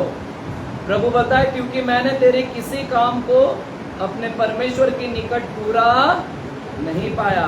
चर्च ये आपके लिए, मेरे लिए और आपके लिए, हम सरदीस की कलीसिया, वो सरदीस का जो राजा है, वो राजा जो सिर्फ बाहर को इम्पोर्टेंट दिया, लाइफ के ऊपर ध्यान नहीं दिया, बिंदास जी रहा था, और आखिरकार आया मार गिराया ना। कब आया, कब दुश्मन आया उसको पता भी नहीं चला, मार गिराया। वैसे प्रभु यीशु मसीह आने वाला है, चोर की नाई, इसी में लिखा है। आप जो इतना बिंदास जी रहे ना, एक दिन चोर की नाई यीशु आ जाएगा। जैसा वो आ गया ना दूसरा राजा, वैसे प्रभु आ जाएगा। देखो क्या लिखा है, तीसरा वचन, इसलिए स्मरण कर, याद कर। मतलब प्रभु क्या हो रहा है, याद कर कि तूने कैसी शिक्षा पाई, तूने कैसी शिक्षा प्राप्त की और सुनी थी, है ना। याद करो चर्च, हमें याद करना है कि हमने कैसा शिक्षा पाया था। इसलिए जागरूक हो, वॉचफुल करे, और क्या शिक्षा पाया था उसको याद करो कि कैसे क्या शिक्षा पाया था। Church, hallelujah. आपको याद करो, जब स्टार्टिंग में नए नए आए थे, कैसा शिक्षा मिला था और कैसे आपने मन को बदल दिया, क्या लाइफ जी रहे थे, इतना अच्छा लाइफ जी रहे थे, लेकिन आज 7-8 साल हो गए, 4 साल हो गए, 5 साल हो गए, वो शुरुआत में इतना अच्छा जी रहे थे, लेकिन अब वापस से वही गटर में आ गए, सुअर की जगह पे ही आ गए हम लोग।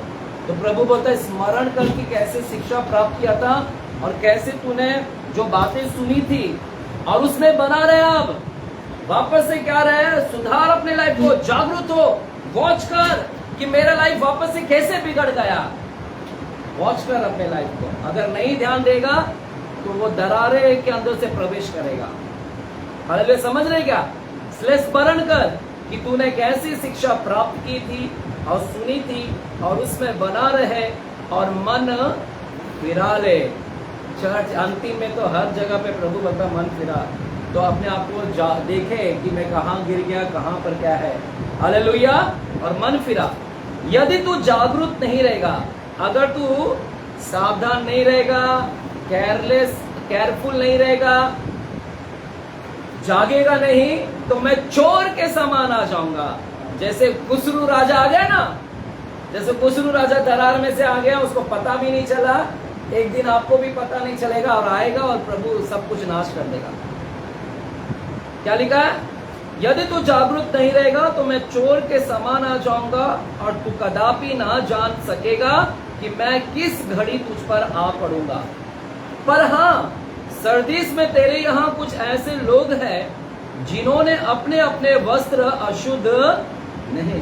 कुछ लोग ऐसे भी हैं चर्च के अंदर जो अभी भी सही है, वो वॉचफुल कर रखे, ध्यान दिए है, वो स्मरण कर रहे कि कैसा शिक्षा प्राप्त किया कि हमें इस ऐसा चलना है, गिरना नहीं है। ऐसे लोग हैं जिन्होंने अपने वस्त्रों को अशुद्ध नहीं किया।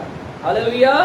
अगर आप गिर गए हैं, याद करो, स्मरण करो, जागरूक हो जाओ, जाग जाओ, सोए मत रहो, क्योंकि प्रभु आ रहा है चोर की ना आए, और जब आएगा तो किसी को छोड़ेगा नहीं।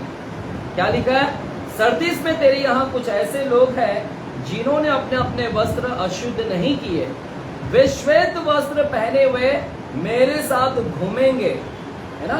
जिन्होंने अपने आप को सही रखा, प्रभु बोलता है वो समय आएगा कि वो मेरे साथ घूमेंगे, श्वेत वस्त्र पहनकर घूमेंगे। वाह, हालेलुया। 1000 साल के वर्ष में, क्योंकि वे इस योग्य हैं। जो जय पाएगा उसे इसी प्रकार श्वेत वस्त्र पहनाया जाएगा। अगर आप भी जागृत हो जाएंगे, आज सावधान हो जाएंगे अपने लाइफ को लेकर, अपने भीतरी लाइफ को लेकर, तो जय पाओगे। तो इसी प्रकार श्वेत वस्त्र भी तुम्हें भी पहनाया जाएगा, और मैं उसका नाम जीवन की पुस्तक में से किसी रीति से ना काटूंगा, पर उसका नाम अपने पिता और उसके स्वर्गदूतों के सामने मान लूंगा। जिसके कान हो वह सुन ले कि आत्मा कलीसिया से क्या कहती है। हालेलुया। तो चर्च, ये मेन चर्च का मेन कीवर्ड क्या है? जागरूक हो, स्मरण कर, जागरूक हो, यानी बी वॉचफुल। तो जागरूक होंगे, जागृत होंगे। जागृत का मतलब सचेत, जाग जाओ, सावधानी ना, केयरफुल हो जाओ, लापरवाही मत जियो, अपने इस लाइफ को ध्यान दो, इसको ऐसे ही मत छोड़ दो। और राजा तो ऐसे ही छोड़ दिया, बिंदा जी रहा था अपने लाइफ के ऊपर, उसने सेना बिना कुछ नहीं देखा, और कब आकर कैसे मार दिया, उसका लाइफ अटैक हो गया। हालेलुया। इधर खुदाई हो रहा है, इधर खुदाई हो रहा है, उसको वो भी लापरवाही है, लापरवाही कर रहा है। अरे इधर शैतान घुस गया अंदर, इधर पाप अंदर घुस गया है, लापरवाही है, कुछ ध्यान ही नहीं दे रहा है, मस्त एंजॉय कर रहा है। इसी तरह आप भी लापरवाही मत बढ़ती है, देखो कि कहीं आप तो कोई पाप तो अंदर नहीं घुस गया, कोई कुछ तो नहीं है। जागरूक हो, सावधान हो जाए, क्योंकि प्रभु का समय क्या है? निकट है। चर्च, 2-3 बातों को बोलकर मैं खत्म करूंगा। कुछ बातें हैं कहाँ पर बाइबल में जागरूक हो के बारे में लिखा है। बाइबल में लिखा है कि ये सब जगह पे जागरूक हो। मेरे साथ में व्यवस्था विवरण 4 अध्याय 9वां वचन में जाते हैं। व्यवस्था विवरण 4 अध्याय 9वां वचन में जाते हैं। व्यवस्था विवरण 4 अध्याय 9वां वचन।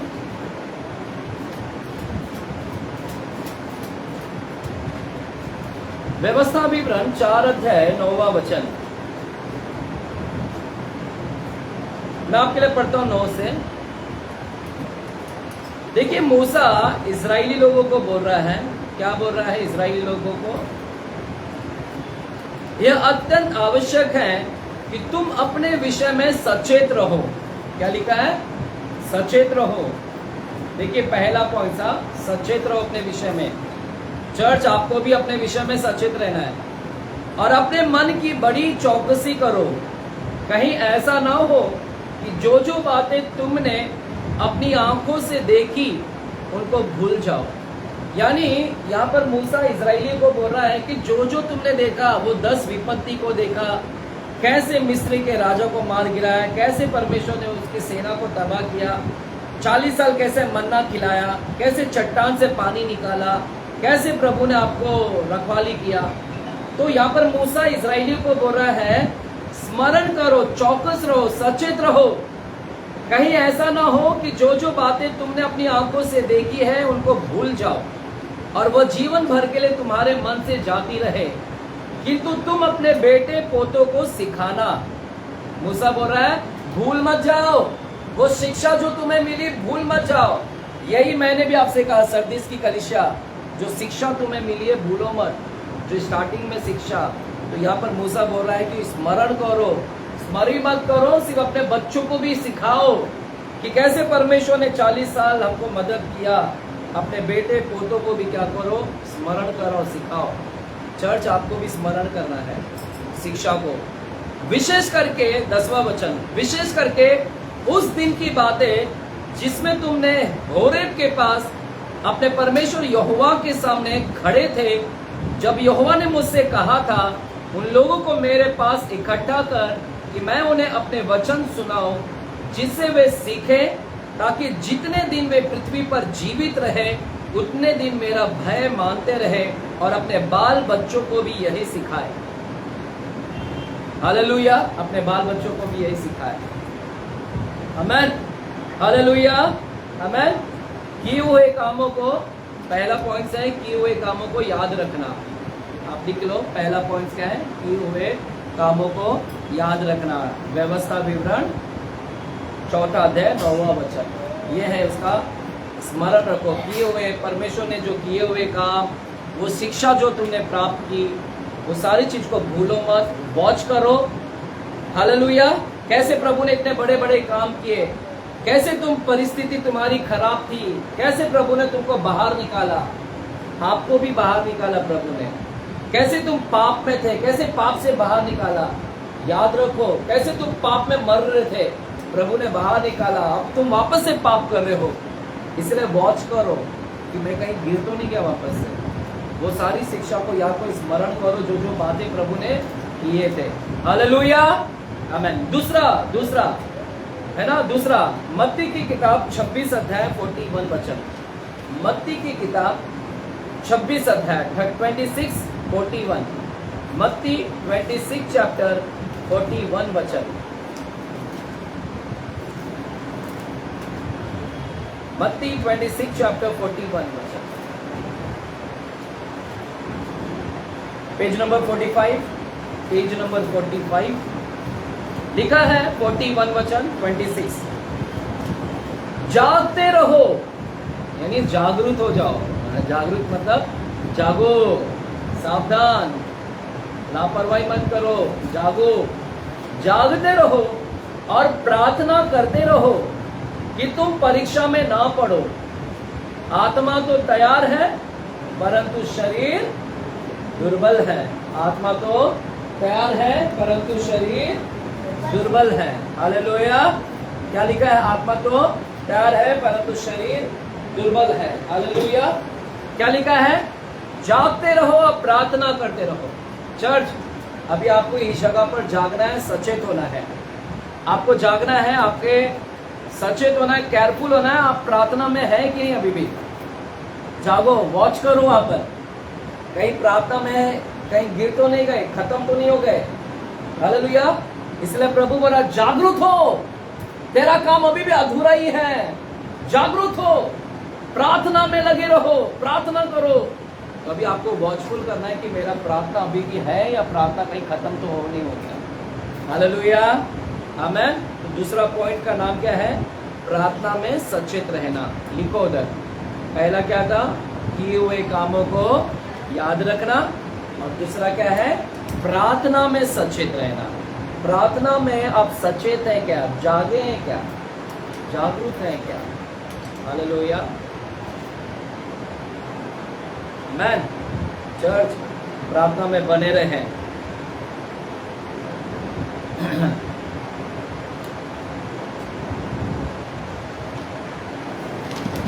तीसरा, प्रेरितों की किताब 20 अध्याय 31वां वचन।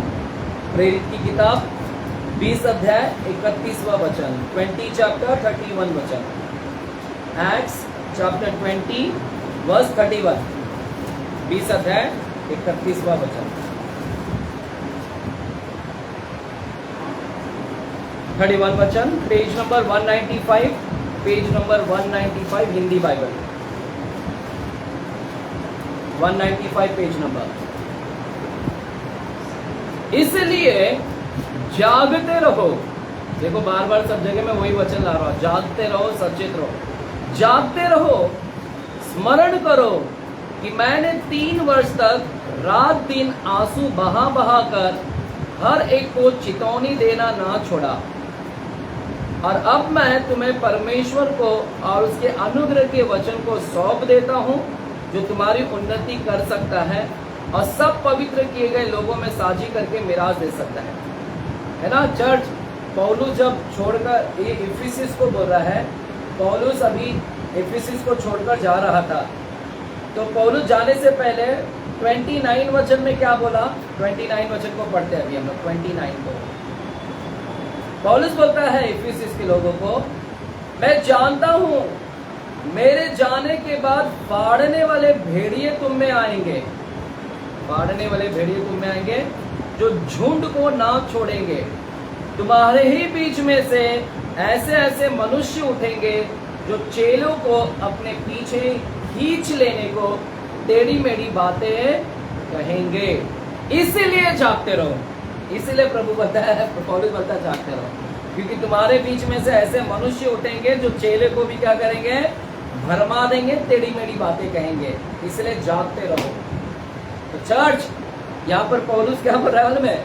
झूठे शिक्षकों से सावधान रहो, सचेत रहो। झूठे, तीसरा पॉइंट क्या है? झूठे शिक्षकों से सावधान रहो, है ना। वो आएंगे वचन लेकर, टेढ़ी मेढ़ी बातें कहेंगे, उनका वचन आपको घुमा देगा और फिसल जाएंगे, बर्बाद दिए जाएंगे। हालेलुया। तो वॉच करो, कहीं आप गलत शिक्षण के तो शिकार नहीं हो रहे। गलत शिक्षण से बचने के लिए सही शिक्षण की जानकारी होनी चाहिए आपको। हालेलुया। अगर खुद के पास सही शिक्षण नहीं है तो बचेंगे नहीं, आप फिसल जाओगे गलत शिक्षण में। इसलिए पहले अपने आप को भी सचेत रहो कि मैं गलत सही शिक्षा ले रहा हूं कि नहीं, सही शिक्षा में बना हूं कि नहीं, मैं वचन का ज्ञान है कि नहीं मुझे। हालेलुया, आमेन है। तो वचन का ज्ञान रखिए, वचन का शिक्षा लीजिएगा, तभी आप गलत शिक्षा से बच पाओगे। हालेलुया। कितने लोग वचन पढ़ते हैं? कितने लोग पढ़ते हैं? पढ़िए, नहीं तो फिर गलत शिक्षा वाला आके आपको फंसा कर लेकर चले जाएगा। उससे बचने के लिए आपको वचन आना चाहिए, इसलिए बाइबल पढ़ो। हालेलुया। तो सचेत रहो, सावधान रहो, जागरूक हो जाओ, है ना। सोते मत रहो। आत्मा में हमेशा सोए पड़े हैं, बाहर से जागे हैं लेकिन आत्मा पूरा सोया पड़ा है। जगाओ उसको। हालेलुया। जागो कि भैया मेरी प्रार्थना में लगे रहो, है ना। किए हुए कामों को याद करो प्रभु को, है ना। और क्या है? झूठे शिक्षकों से बचने के लिए मैं वचन का मनन करते रहो। जागो समय, वचन का सब सोए पड़े हैं। हालेलुया। चौथा पहला कुरिन्थियों 10 अध्याय 12-13। पहला कुरिन्थियों 10 अध्याय 12-13 वचन। पहला कुरिन्थियों 10 अध्याय 12 और 13 वचन। 10 अध्याय 12 और 13 वचन।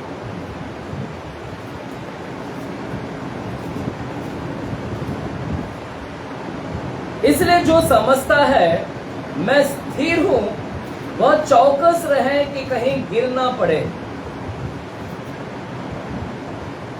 तुम किसी ऐसी परीक्षा में नहीं पड़े जो मनुष्य के सहने से बाहर है। परमेश्वर सच्चा है, वह तुम्हें सामर्थ्य से बाहर परीक्षा में नहीं पड़ने देगा, पर परीक्षा के साथ निकास भी करेगा कि तुम सह सको। 12वां वचन को एक बार मैं फिर से पढ़ता हूं। जो समझता है कि मैं स्थिर हूं वह चौकस रहे। चौकस मतलब सावधान, वॉचफुल। चौकस रहे कि कहीं गिर ना पड़े। आप देखो कहीं गिर तो पड़ गए, वॉच करो, जागृत हो जाओ, है ना। हम लोग अपने लाइफ की ओर ध्यान नहीं दे रहे, अपना प्रार्थना की ओर ध्यान नहीं दे रहे हैं, किए हुए कामों की ओर ध्यान नहीं दे रहे हैं, मस्त अपने लाइफ में बिजी है, क्रैक खोल रहे हैं। क्रैक दे दिया तो शैतान घुसेगा वहां पर और आपको पता भी नहीं चलेगा, और अचानक यीशु मसीह का भी दिन आ जाएगा तो पता भी नहीं चलेगा आपको। हालेलुया। अभी देखना है कि कहीं मैं पाप में तो नहीं गिर पड़ा। चौकस रहो, कहीं गिर तो नहीं पड़े। किसमें गिर गए? पाप में। कहीं पाप में तो नहीं गिर पड़े। हालेलुया। आमीन। तो चौकस रहो सब में। मैं ज्यादा विवरण नहीं दूंगा क्योंकि टाइम नहीं है। पहला कुरिन्थियों 16 अध्याय 13 वचन, 5वां पॉइंट। पहला कुरिन्थियों 16 अध्याय 13 वचन, 16 अध्याय 13 वचन। वही पहला कुरिन्थियों का 16 अध्याय का 13 वचन।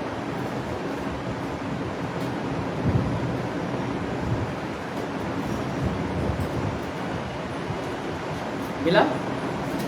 जागते रहो, विश्वास में स्थिर रहो, पुरुषार्थ करो, बलवंत हो। क्या लिखा है? जागते रहो, विश्वास में स्थिर रहो, पुरुषार्थ करो, बलवंत हो। तो जागना है इस क्षेत्र में, और विश्वास में क्या होना है? स्थिर रहना है। पुरुषार्थ, अभी देखना है कि क्या मैं विश्वास में स्थिर हूं। पुरुषार्थ करो, बलवान हो, यानी आपकी आत्मिक उन्नति हो रही है क्या? 5वां पॉइंट क्या है? आत्मिक उन्नति। आत्मिक उन्नति, हालेलुया। आत्मिक उन्नति में हमें जागरूक रहना है। आत्मिक उन्नति में हमें जागरूक रहना है। हालेलुया। इसके पहले वाला पॉइंट क्या था? पाप में कहीं गिर तो नहीं पड़े, उस क्षेत्र में आपको जागरूक रहना है। पाप में कहीं तो गिर तो नहीं पड़े, उसमें जागरूक रहना है। चौकस रहो। अभी हमारी उन्नति, आत्मिक उन्नति के लिए हमें जागरूक रहना है। क्या मैं विश्वास में स्थिर हूँ? क्या मैं पुरुषार्थ कर रहा हूँ? क्या मैं बलवान हूँ? है ना, इसमें जागरूक होना है। हालेलुया। हमें थक गए, रोली को नींद आ रही है। कुलुसियों की किताब 4 अध्याय 2 वचन। कुलुसियों की किताब 4 अध्याय 2 वचन। कुलुसियों की किताब 4 अध्याय 2 वचन, page number 280, page number 280, Hindi Bible 280 page number.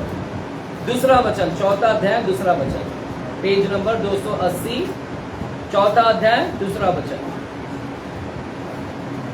प्रार्थना में लगे रहो, धन्यवाद के साथ उसमें जागृत रहो। प्रार्थना में लगे रहो, धन्यवाद के साथ उसमें जागृत रहो।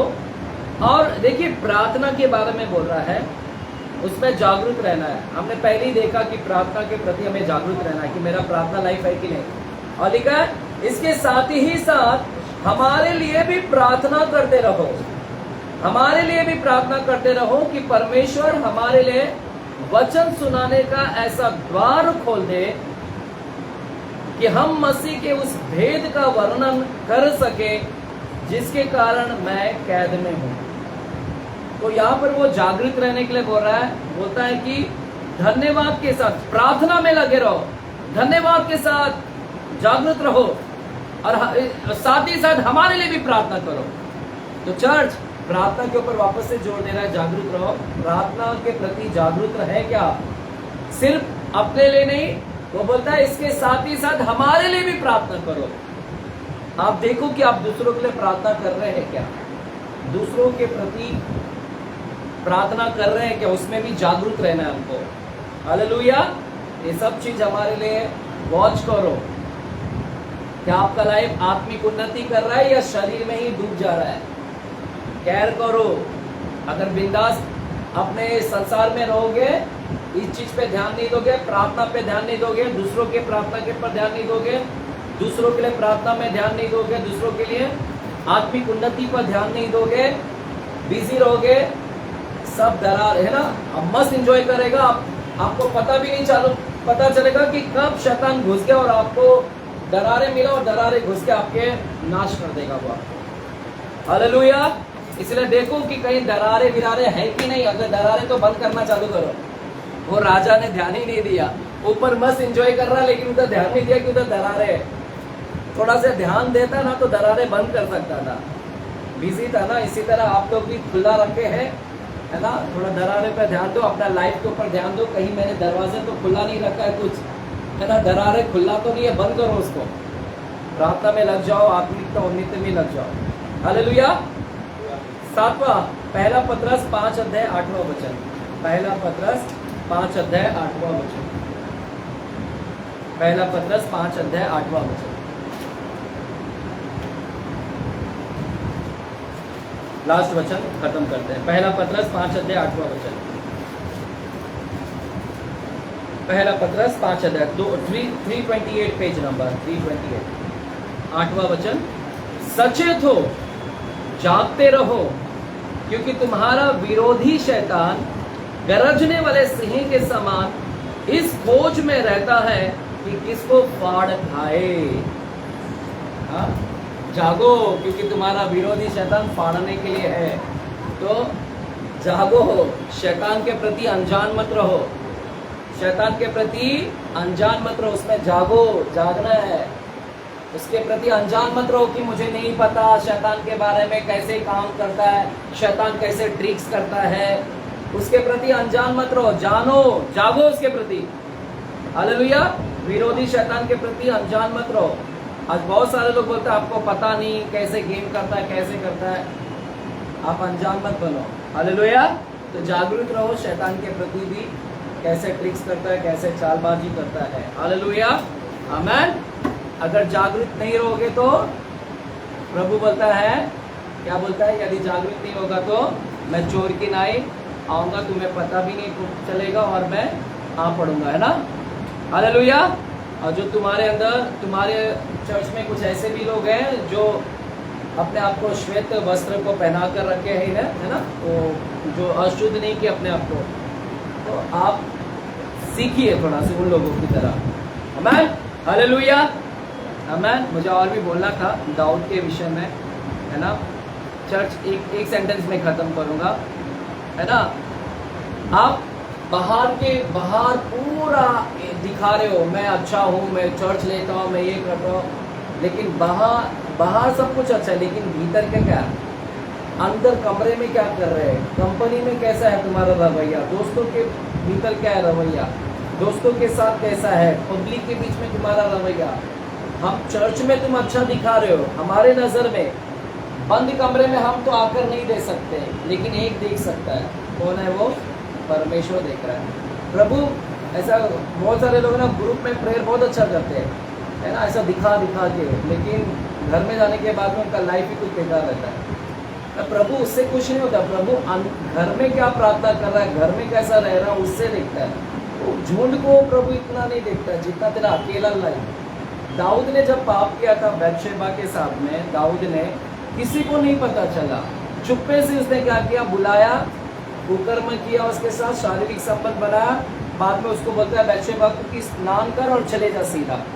स्नान कर मतलब स्नान कर और चले जा सीधा से, मतलब हमारे साथ में हुआ और ऐसा स्नान करके जा, किसी को कुछ पता भी नहीं चलना चाहिए कि हमारे दोनों के बीच में कुछ हुआ, बंद कमरे में। हालेलुया। लेकिन दुनिया की नजर में छुपा दिए दाऊद ने, लेकिन परमेश्वर के नजर में छुपा पाया है क्या? कुकर्म अंदर। और आखिरकार परमेश्वर के नजर में सब कुछ है, देख लिया प्रभु ने। और प्रभु ने नातान नबी को भेजा, और नातान नबी के द्वारा प्रभु ने दाऊद को बोला कि हे दाऊद, तूने जो घिनौना पाप किया है ना। और तब दाऊद का आंखें खुल गया कि मैंने बंद कमरे में किया और इसको कैसे पता चल गया। दाऊद को तब मालूम पड़ा कि परमेश्वर बंद कमरे में भी देख लेता है क्या कर रहे हैं हम लोग, है ना, अंदरूनी लाइफ। इसलिए अंदरूनी लाइफ के ऊपर ज़्यादा ध्यान दे, इसके ऊपर ध्यान देना।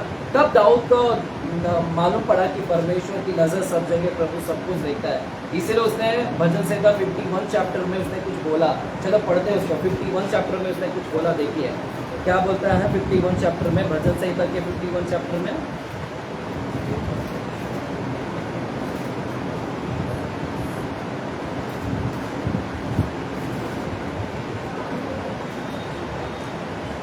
चौथा वचन 51, मैंने केवल तेरे ही विरुद्ध पाप किया।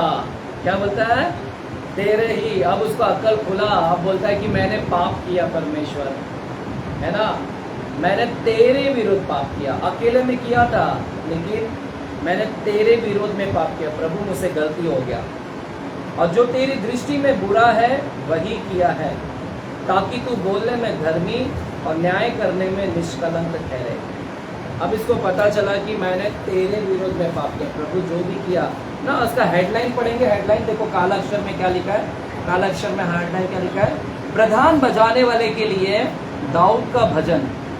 जब नातान नबी उसके पास इसलिए आया कि वो बत्शेबा के पास गया था। नातान नबी जब आया, जब वो बत्शेबा के पास गया था, तब उसको अक्ल ठिकाने आया दाऊद को, कि मालूम पड़ा कि मैंने परमेश्वर के प्रति क्या है, पाप किया। प्रभु, मैंने तेरे प्रति पाप किया। हालेलुया। जो भी बंद कमरे में क्या, तू देखता है, और प्रभु मैंने ये घिनौना पाप किया, और उसने मन फिराया। चर्च, इसीलिए इस कलीसिया के विषय में लिखा ना, प्रभु ने क्या लिखा था कि मन फिरा, जागृत हो और मन फिरा। हालेलुया। आज आपने भी अपने आप को देखें कि आपने अपने लाइफ को, अंदरूनी इंटरनल लाइफ के ऊपर ज़्यादा ध्यान दे रहे हैं कि नहीं? क्योंकि चुना फिरी हुई भीत मत बनिएगा। बाहर से सब कुछ अच्छा है, लेकिन अंदर खोखला है सब कुछ। इसके ऊपर ध्यान दे। हालेलुया। दरारे जहाँ पर भी है खुला, उसको ध्यान दे। कहीं ना कहीं नहीं तो कोई घुस पड़ेगा शैतान, शत्रु, और सीधा आपको नाश करेगा। तो दरारे को बंद करना चालू करें। देखें कि मेरा प्रार्थना लाइफ खत्म, प्रार्थना लाइफ मर गया क्या दरारे आ गए? बंद करो, प्रार्थना कर बंद कर दो उसको। वापस प्रार्थना लाइफ को सुधारो। दूसरों के लिए भी प्रार्थना करना चालू करो अगर वो नहीं कर रहे हैं। हालेलुया। आत्मिक उन्नति, तो आत्मिक उन्नति पर ध्यान दो। अगर वो ध्यान देना चालू करेगा, दरारे बंद होना चालू होगा, तो कोई आपके लाइफ को अटैक नहीं कर पाएगा। हालेलुया। आमेन है यहाँ पर। तो ये सारी चीज के ऊपर हम ध्यान देंगे। आइए अपने आंखें को बंद करेंगे, हम प्रार्थना करेंगे। पहले खुदावंत, अब धन्यवाद देते हैं आज के वचनों के लिए, जो आपने वचन के माध्यम से हमें सिखाया। प्रभु, आपने बाहरी से परमेश्वर, भीतरी को आपने ज़्यादा परमेश्वर कीमती दिया है। प्रभु, हम हमारे बाहरी लाइफ को बजाय अंदरूनी लाइफ के ऊपर ज़्यादा ध्यान दें। जो गलतियाँ उस ग्रेशियस राजा ने किया, प्रभु हम उस गलतियों को ना करने पाए। प्रभु, यही आप हमें सिखा रहे हैं इस कलीसिया के माध्यम से, इस लेटर के माध्यम से आप हमें परमेश्वर बना रहे हैं, सिखा रहे हैं। इसके लिए हम आपको धन्यवाद देते हैं। प्रभु, जितने भी अन्य 5 चर्चों के विषय में हमने सीखा, यदि हमारा पहला सा प्रेम अगर कहीं निकल गया, तो हम परमेश्वर उस जगह पर ध्यान दे, वॉचफुल करें, हमारा पहला सा प्रेम फिर से लेकर आए।